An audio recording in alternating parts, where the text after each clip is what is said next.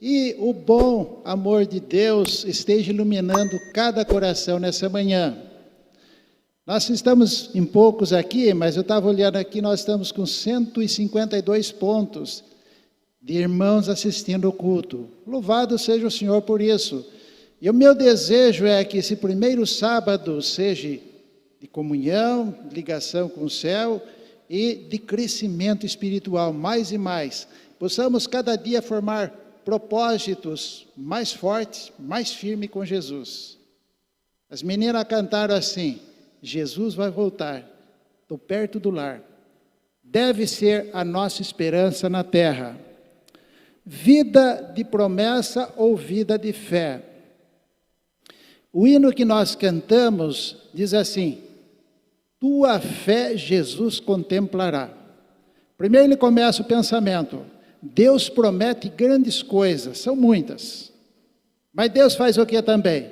Contempla a nossa fé, nossa esperança, o nosso foco, nossa experiência com Ele. Ele olha como nós estamos na caminhada para o céu, como nós estamos desenvolvendo nossa experiência cristã. O Pai Celeste, o Salvador Jesus e os anjos, eles olham para cada um de nós com muito carinho e muita atenção. Eu desejo é que nossos corações sejam cada dia mais fortalecidos. Estes são os que vão estar conosco, são filhos comprados pelo sangue de Jesus. Mas, queridos, nós somos muitos ameaçados com promessas nossas. As promessas de Deus não falham, elas continuam firmes, mas nós falhamos. Dando início, eu quero convidar os irmãos a abrirem as Bíblias em Êxodo, capítulo 19, e o verso 5 até o verso 8. Veja aqui bem, ó. Podemos comparar nós juntos. Deus fez uma linda promessa ao povo de Israel, logo no início da sua jornada. Ele diz assim: agora, pois, se diligentemente ouvides a minha voz e guardardes a minha aliança, então sereis minha propriedade peculiar dentre todos os povos, porque toda a terra é minha. Vós me sereis reinos de sacerdotes e nação santa. São estas palavras que falarás aos filhos de Israel. Veio Moisés e chamou os anciãos do povo e expôs diante dele todas essas palavras que o Senhor lhe havia ordenado. Então o povo respondeu a uma: tudo que o Senhor falou faremos. E Moisés relatou ao Senhor as palavras do povo. Promessa linda, né? Vocês vão ser reino sacerdotal, é meu povo, se vocês andarem diligente, seguir as alianças, vocês são propriedade peculiar minha. Se eu perguntasse a cada um dos irmãos aqui presente, a igreja online, existe coisa melhor do que ser uma propriedade peculiar de Deus, que Deus dá atenção, que é o foco da atenção divina, as bênçãos divinas? Não existe, não é assim? O povo, quando ouviu essas promessas, Moisés relatou, o que eles disseram? Tudo que o Senhor falou, vamos fazer o quê? Faremos. Não são assim as nossas promessas? Eu quero dizer aos irmãos, muitas vezes eu briguei comigo mesmo. A gente faz uma promessa, às vezes em apelos, necessidades, em circunstâncias diversas da vida, ou uma promessa para nós mesmos, ou com pessoas. E depois, nós não pensamos bem, aí a gente quer depois voltar atrás. E aí eu já tive que brigar muitas vezes comigo. Você prometeu, vai fazer. Mas vinha lá alguma coisa, não, mas não vou. Vai fazer. Você prometeu, vai fazer. Porque nós somos acostumados a mudar a história. Quando nós batizamos, quando as pessoas se batizam, é feita uma série de perguntas, planos, projetos, plano de Deus para a vida. E se tem uma série de promessas, e as pessoas não, vou ser fiel, prometi a Deus e vou andar com Deus. De repente, ao passar os dias, o que acontece? Olha, esse aqui não vou seguir não, isso aqui não é bem assim, nós voltamos atrás. É interessante que as promessas de Deus nunca falham a nós. Elas permanecem com lealdade, fidelidade, mas quem é que toma o prejuízo? Nós que voltamos atrás. Inclusive, quando Moisés falou com Deus, ele diz assim, olha, essas são as promessas, é o propósito de Deus para vocês. Vocês serem um reino sacerdotal, um reino que anuncia a todo mundo minha glória. Eu não sei se os irmãos sabem, mas Israel foi um dos países império do mundo. No tempo de Salomão diz a inspiração que Moisés iluminou a terra com a glória de Deus. Todas as nações vinham buscar conhecimento de Deus ali. Que maravilha, né? Mas eu pergunto aos irmãos, eles permaneceram nessa palavra? Passou mais ou menos, não deu 40 dias, nos dias da inspiração aqui, a Bíblia, no capítulo 31, diz assim, olha, eles formaram um bezerro de ouro. Esqueceram das promessas de Deus. Nós somos assim, não é assim? Eu quero deixar um pensamento da inspiração aqui, olha, veja bem. No livro Primeiro Seleto, diz assim, olha, ao entrardes em um novo ano, fazei-o com nova resolução de seguir direção progressiva e ascendente. Seja a tua vida mais elevada do que foi até aqui. Faze que teu objetivo não seja buscar o próprio interesse e prazer, mas procura o avançamento da obra do Redentor. Não permaneças numa atitude em que sempre necessita tu mesmo de auxílio, e outros tenham que guardar-te para conservar no caminho estreito. Seja o teu objetivo fazer o quê? O estágio mais elevado. É assim? Convido os irmãos a abrirem as Bíblias em Filipenses capítulo 2 e o verso 12 e 13. Diz assim, olha, é o verso que nós lemos em meditação. Assim, pois, amados meus, como sempre obedeceste, não só na minha presença, porém agora muito mais na minha ausência, desenvolvei a vossa salvação com temor e tremor, porque Deus é quem efetua em vós tanto querer como efetuar segundo a sua boa vontade. Eu pergunto aos irmãos, quem é que decide seguir os caminhos de Deus? É nós, não é assim? Nós que decidimos. Nós que decidimos uma vida de fé, nós que decidimos amar alguém. Não é assim? É nós que decidimos. Nós que decidimos a experiência. Na lição de hoje, uma lição muito bonita, interessante, com muitas lições de fé, nos diz ali que Davi decidiu ser fiel a Deus, andar com Deus, contemplar as coisas de Deus e ter Deus no coração. Seus irmãos não preocuparam, mas ele decidiu. Quando nós decidimos algo junto com Deus, o que o céu faz para nós? O verso 13 diz assim, olha, porque Deus efetua o quê? Tanto o querer como efetuar segundo sua boa vontade. Nós decidimos amar. Nós decidimos ter fé. Nós decidimos uma vocação mais elevada, uma comunhão maior com Deus. Nós decidimos. Deus sabe que as nossas promessas vai ser o quê? Elas vão falhar. Nós vamos tentar, mas vamos falhar. Mas quando nós temos fé, confiança, ligamos a Deus, quem é que opera em nossa vida? Através do seu Espírito. O Espírito Santo, ele opera o querer e o efetuar. E o ser humano é frágil nisso. Mas o céu diz, você decidiu andar comigo, você decidiu aceitar a dádiva da cruz, você decidiu ter a cultura do céu, ser educado por Deus, deixa para mim que eu faço esse trabalho. Que maravilha, né? O céu sabe das nossas fraquezas, as nossas debilidades, por isso que ele vem ao nosso auxílio. Mas eu quero dizer aos irmãos, é nós que decidimos. O Espírito Santo ilumina a sua palavra, orienta os caminhos de Deus, mas nós decidimos. E ao decidirmos, Deus diz, estou em seu auxílio. Eu vou te ajudar e vou ajudar você a ser forte e caminhar comigo. Eu quero meditar aqui com os irmãos em 2 textos, inclusive de Paulo e parecido. Romanos capítulo 12, verso 1 e 2, e depois Hebreus capítulo 12 também. Uma coincidência, né?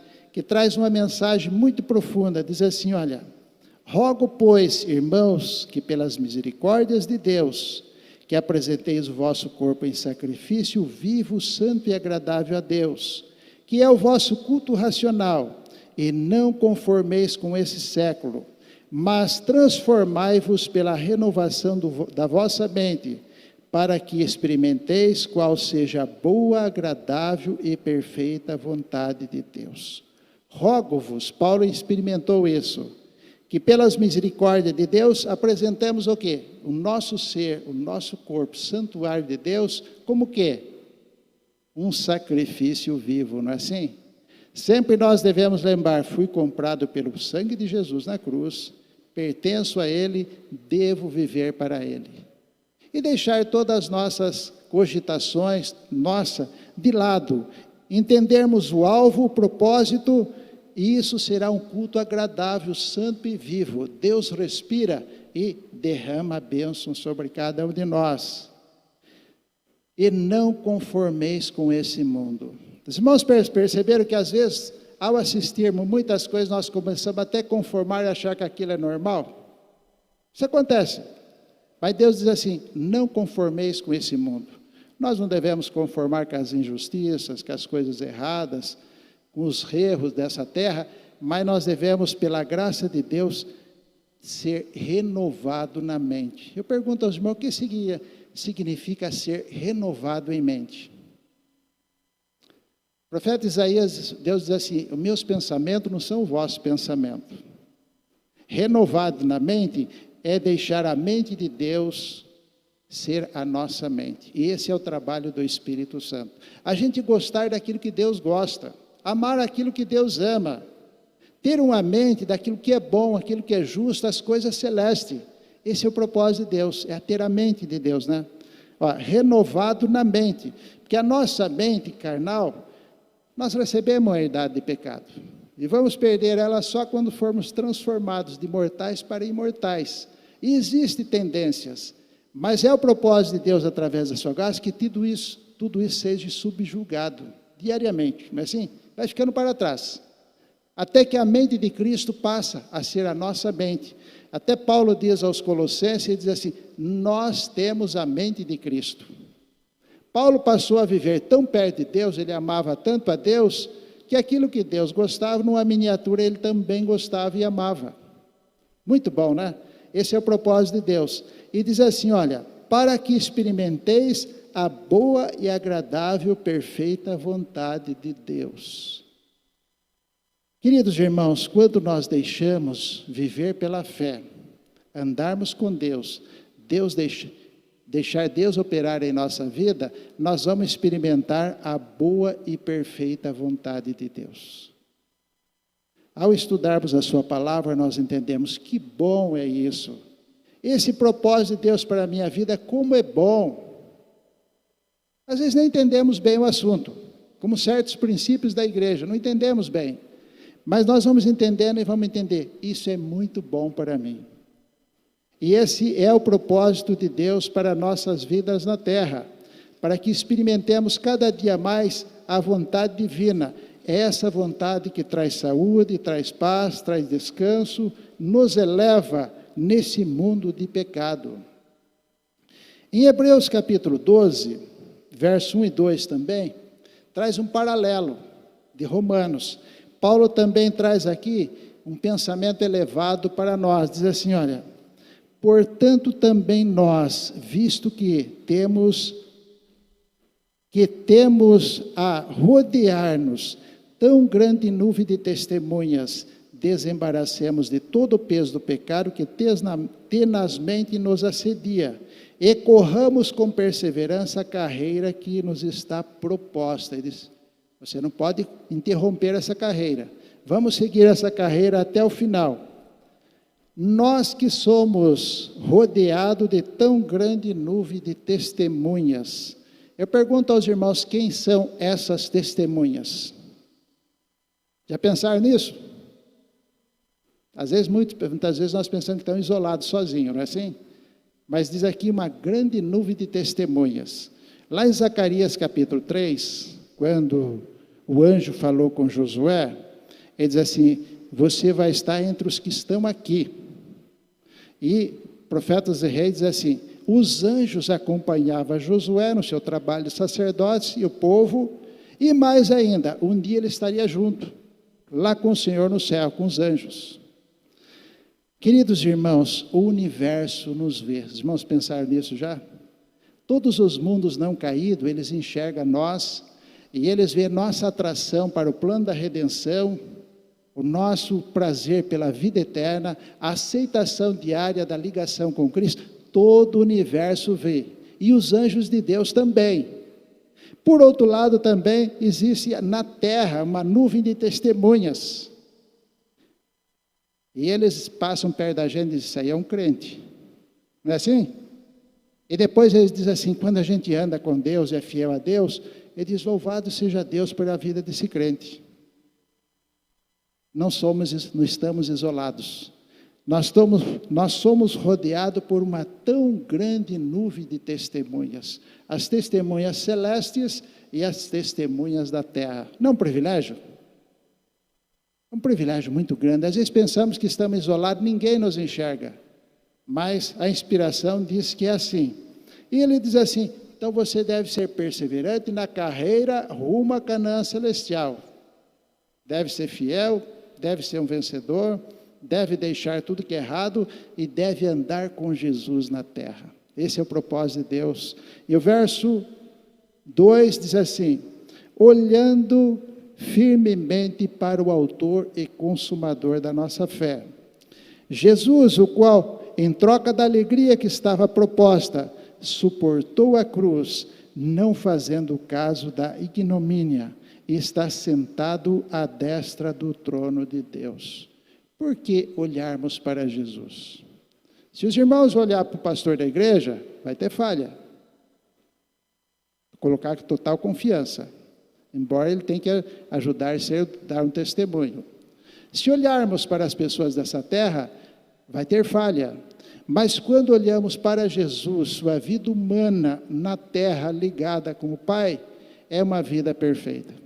Quando olhamos para Jesus no santuário celestial, ao lado do Pai sentado, querendo nos salvar, deu a vida por nós, é uma atração infinita.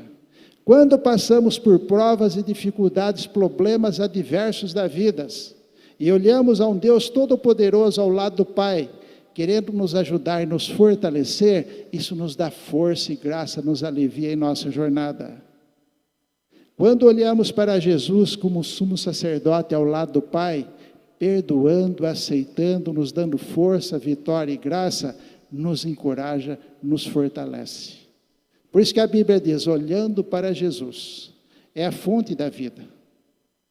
É o mantenedor da nossa vida na terra e é aquele Deus que deu a vida por nós para um dia estarmos com Ele lá no céu. Então nós devemos cada momento, quando olhamos para a terra, às vezes dá desânimo a nós, a gente vê as dificuldades, os governos, a situação do planeta, doenças e uma série de acontecimentos, vem o desânimo. Mas a hora que olhamos para Jesus, a fonte da vida rejuvenesce nossa vida, de fé e também a nossa vida física. Por isso que o apóstolo Paulo diz, olhando para Jesus, o autor e consumador da nossa fé. E a alegria que ele tem é ver-nos cada dia andando mais perto dele, como fiéis testemunhas. Perseguindo os seus passos na terra, vencendo o mundo e caminhando como aqueles que vão herdar o reino dele por toda a eternidade, pela fé nele. Essa é a alegria de Jesus ao ver seus filhos na terra caminhando com ele.